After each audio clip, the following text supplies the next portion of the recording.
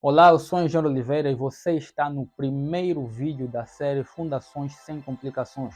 A série que vai lhe ensinar tudo o que precisa de saber sobre fundações para não tomar a decisão errada e não aceitar a recomendação errada. E no vídeo de hoje nós vamos responder as seguintes questões: o que são fundações e para que servem, como escolher o tipo certo de fundação, quais tipos de fundações existem, quais as consequências de uma escolha errada no tipo de fundação e como evitar estes danos.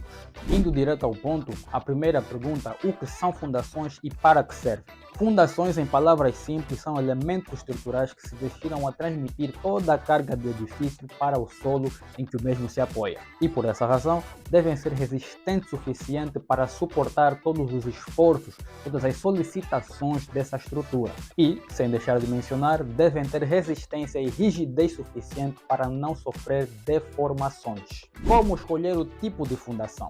A escolha do tipo de fundação a usar depende de uma série de fatores, dentre eles os estudos geotécnicos, a existência ou não de lençóis freáticos, o estado do solo em que a fundação se apoiará, a vizinhança, os custos, os esforços atuantes na estrutura, materiais disponíveis para os elementos de fundação, entre outros. Essencialmente, para fazer uma fundação correta, há que analisar todos esses fatores de modo a aplicar a fundação ideal para a sua situação.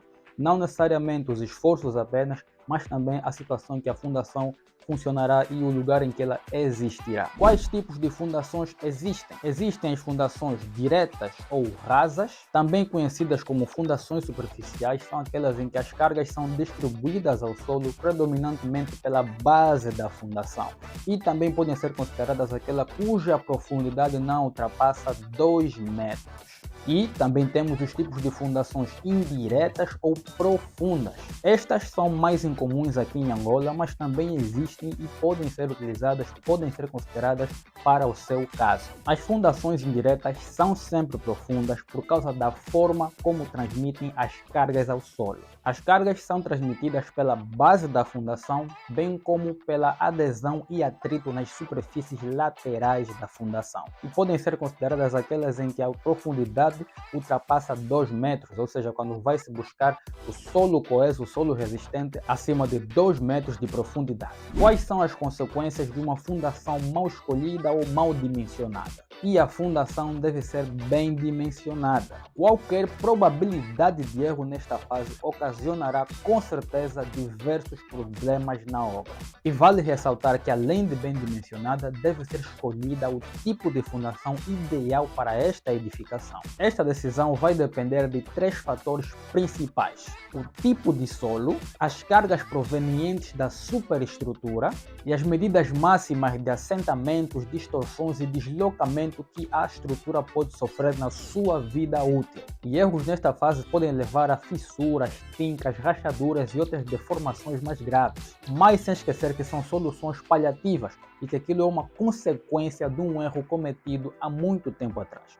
Então, todas as soluções que forem implementadas vão ser temporárias, porque os problemas acabarão por retornar em um outro momento. E se por algum motivo não se decidir pela opção correta, quer seja por motivos financeiros ou por mau dimensionamento, estas soluções paliativas tornam-se repetitivas ao longo do tempo, fazendo com que o investimento que seria feito na fundação ideal acabe por ir todo para essas soluções que vão continuar a crescer e a aumentar a sua gravidade e dimensão. Então, independente do valor que venha a ser necessário para executar a fundação ideal para uma edificação, o ideal é que ela seja mesmo executada, porque essa poupança só vai gerar mais custos à frente e ao longo do tempo, ao longo de toda a vida útil da estrutura. Sem contar que podem aparecer trincas e rachaduras que exijam reparos mais profundos, ou seja, reparos estruturais. Em suma, você acaba por gastar muito mais nas correções do que no tipo correto de fundação. Deste modo, posso destacar os seguintes principais danos: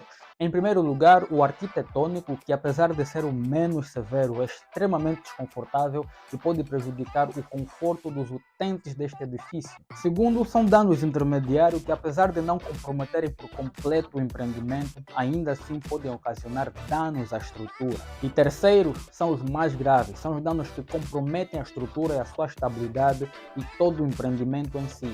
São danos estruturais, ou seja, eles podem levar a intervenções de reparos na fundação, intervenções na estrutura ou até desocupação por completo do edifício e, em último dos casos, a completa demolição. Como evitar estes danos? A solução é simples. Não dê trabalho de doutor a enfermeiro.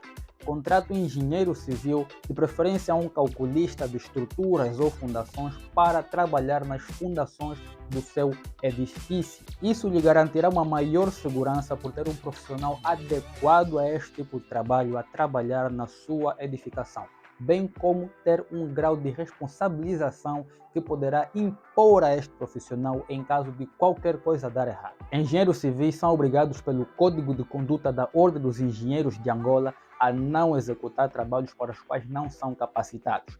Então, trabalhe apenas com profissionais devidamente qualificados para atender ao seu problema.